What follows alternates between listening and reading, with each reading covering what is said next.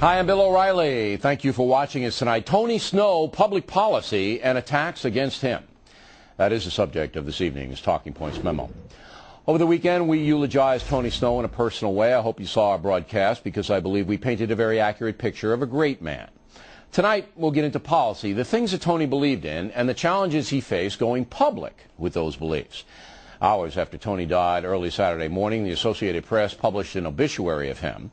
Written by Douglas Daniel, the obit listed Tony's bio and some of his achievements, but it also injected a left-wing partisan viewpoint, which was insulting to the Snow family and completely inappropriate. Just a few weeks ago, the AP ran a terrific obituary for Tim Russert, avoiding any cheap shots.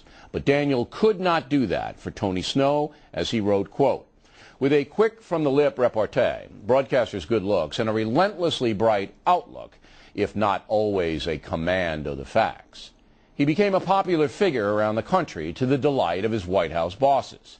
Critics suggested that Snow was turning the traditionally informational daily briefing into a personality-driven media event short on facts and long on confrontation.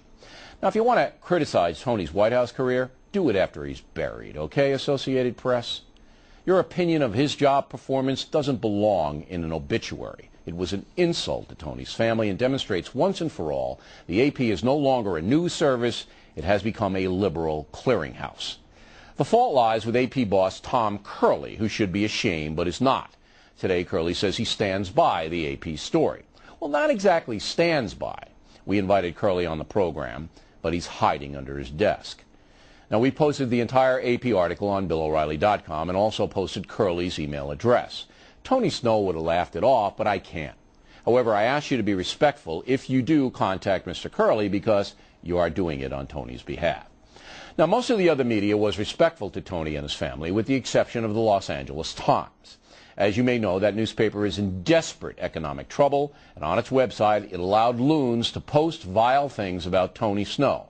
I'll quote just one of them. Some idiot saying, "Will he be buried in his Nazi uniform?" Nice. All newspapers edit letters, but the LA Times chose to allow vile human beings to publicly insult Tony Snow just hours after his death. The man in charge, Times publisher David Hiller, resigned today. Good. Maybe that paper will finally hire someone who can restore integrity to the operation.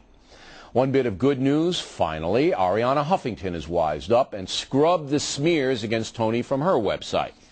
Miss Huffington should be applauded for doing that.